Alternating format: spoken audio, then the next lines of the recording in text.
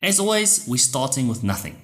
So let's get cracking. Let's just create a folder here called index.html. You can make that small. And let's get cracking. Let's just start with an HTML5 template.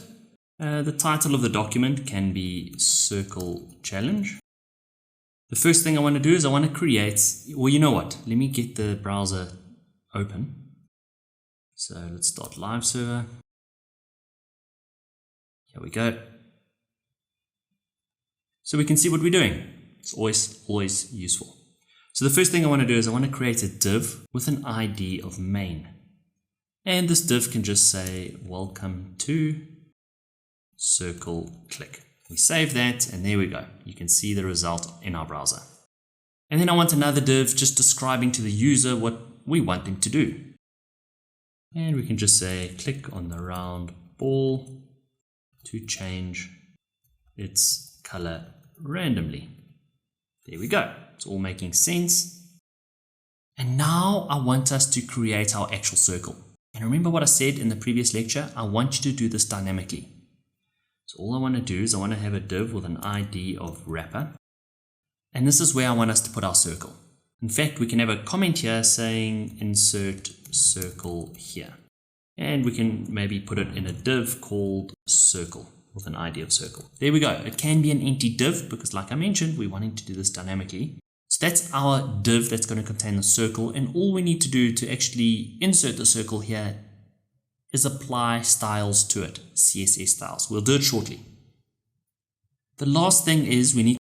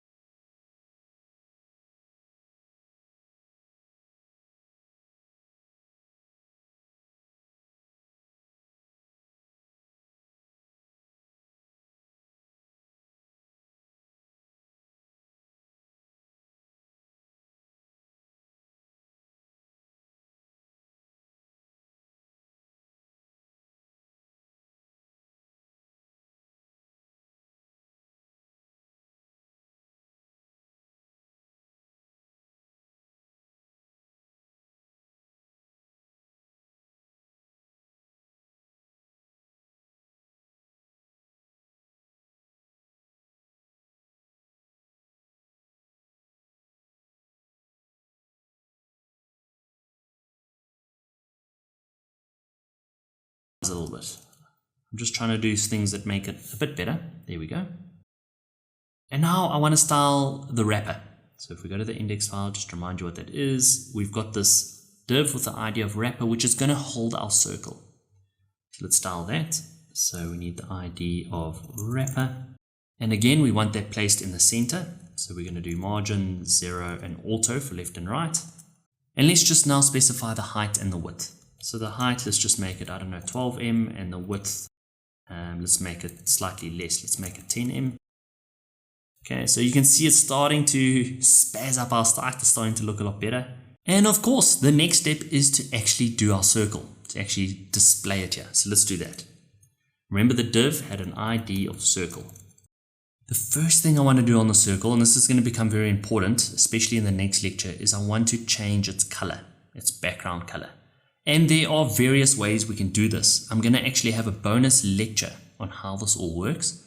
For now, just realize I'm going to be using the hex, okay, color format. That's what I'm going to be doing. So let's change the background color. And now let's insert a hex value. You always have to start with the hashtag when it comes to hex values.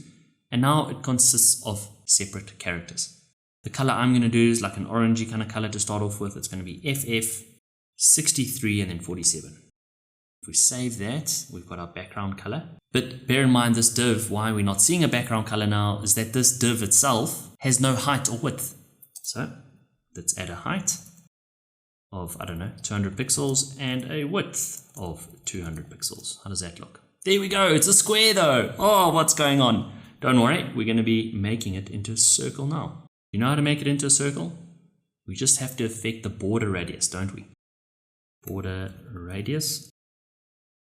And let's just make that 100%. There we go. That's now a circle. And can you see the circle's almost touching? It's touching the text. Click on the round ball to change its color. I don't like that. So let's just add some margin to the top. 20 pixels. There we go.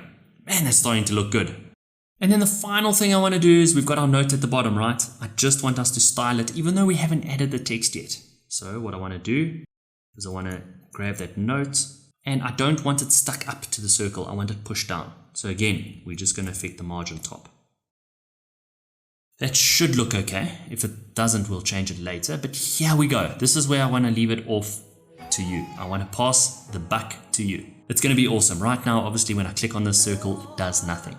I want you to do that. And I want you to include your event handler code in a separate JavaScript file. We need to start getting used to, good practice.